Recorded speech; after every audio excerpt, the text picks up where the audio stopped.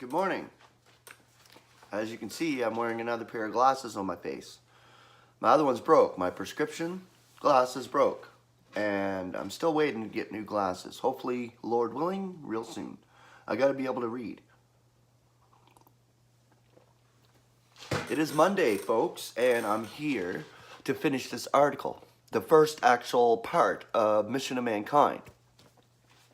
This part here is called Where the Soul Is. And I'll try to muddle through with these glasses. Hopefully you'll be able to understand me and I won't mess up too bad. I have to hold it at a distance, this article, in order to see it. It's called Where the Soul Is.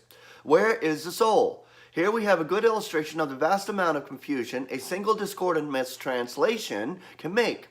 Theology is permeated with the mistaken notion that the life is in the blood. It suffers from lack of clearness, that it is the soul which is in the blood. As a consequence, it has practically lost the truth as to the soul. It labors and heaves with efforts to show that the soul is different from the spirit, all the while giving it the function of spirit, which is to impart life. The blood itself is a combination, like the soul. It is composed of particles assimilated from food derived from the soil and of gases derived from the breath taken from the air. A human being, as at present constituted, will die if blood is drained from his veins, but he will also die from other causes. When he has plenty of blood, if the blood is temporarily withdrawn from a part of the body, that part is not dead. The spirit does not leave, but it is unconscious, because the soul leaves with the blood.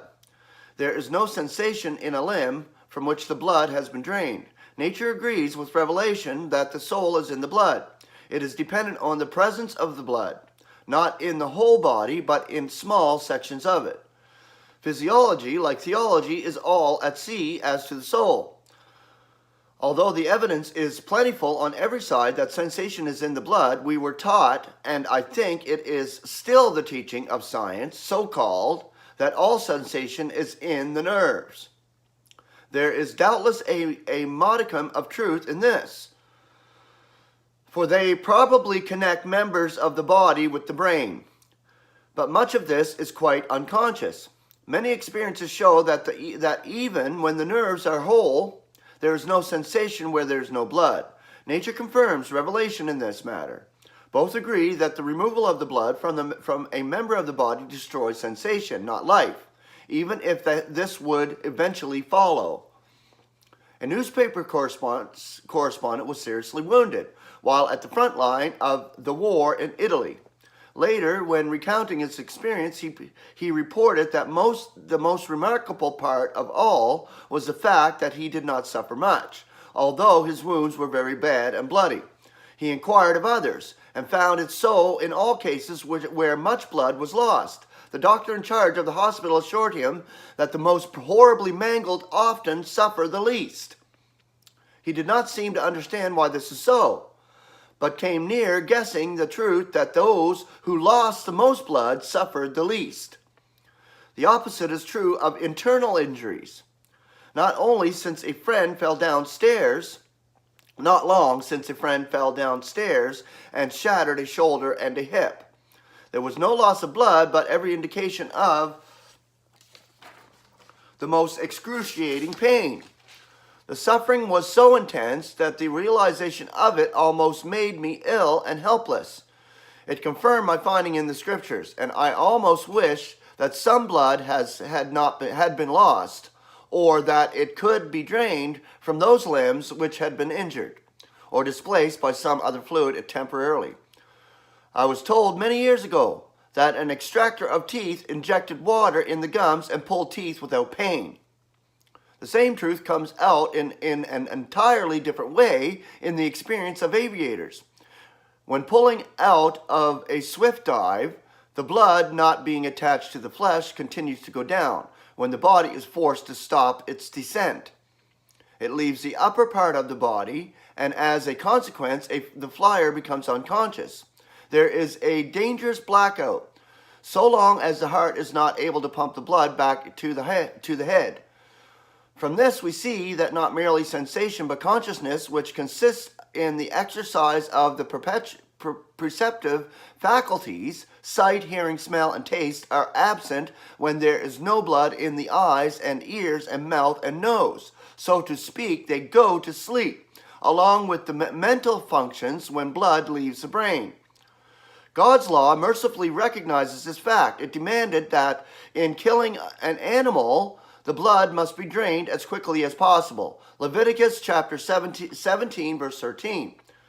This is a great relief to those who imagine that the sea of blood which was shed on Jewish altars represented untold suffering and anguish.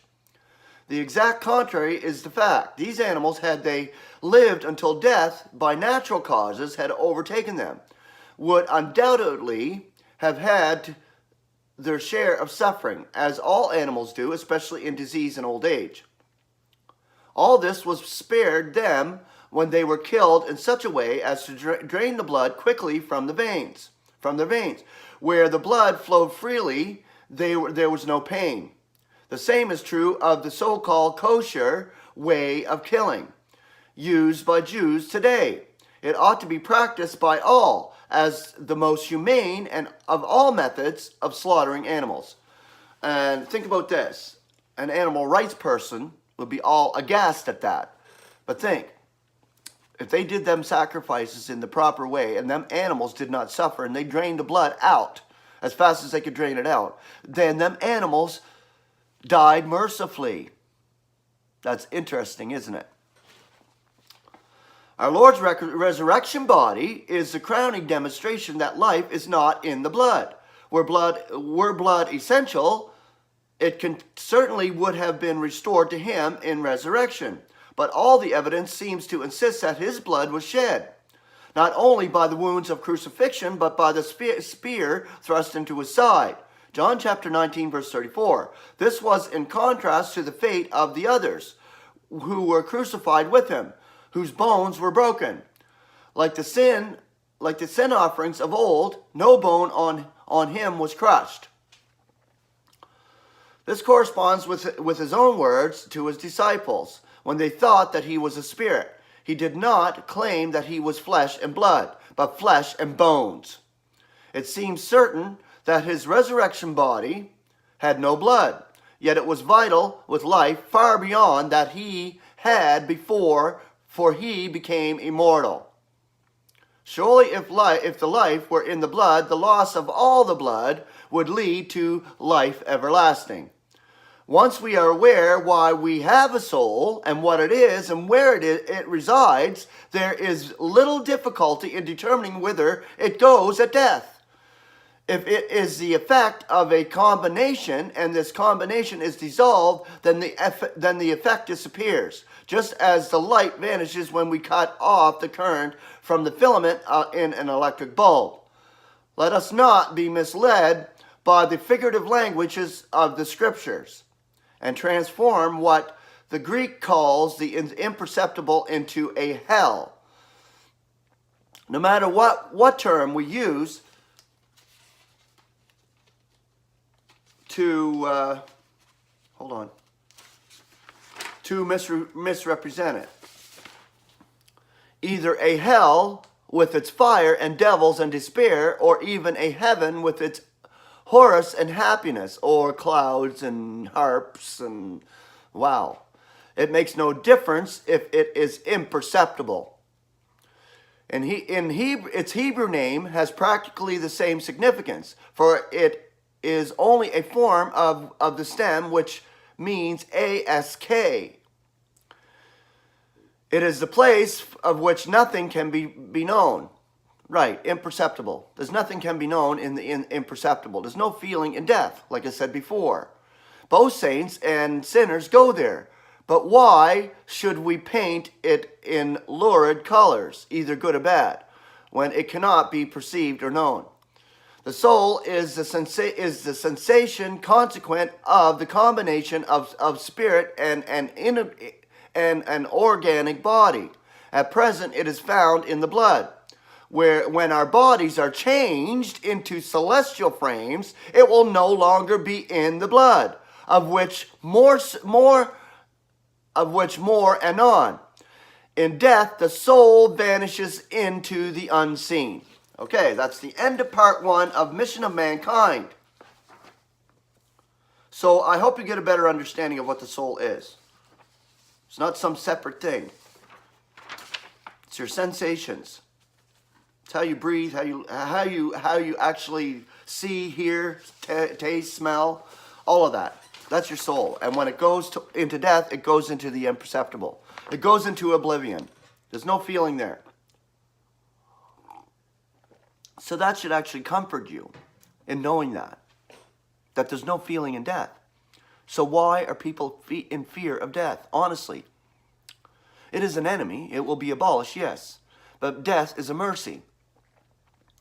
There's no pain and suffering in death. We're doing all that right now.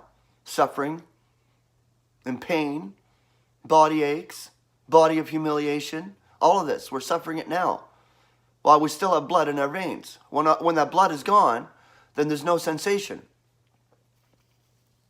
So, the soul is in the blood. Okay, I just really am thankful that I'm able to bring this series to you. And tomorrow I'm going to start the second part, the Mission of Mankind. And it's exciting. I think it is anyway. Okay, so grace and peace to you folks. We'll see you tomorrow. Have a great day in the Lord.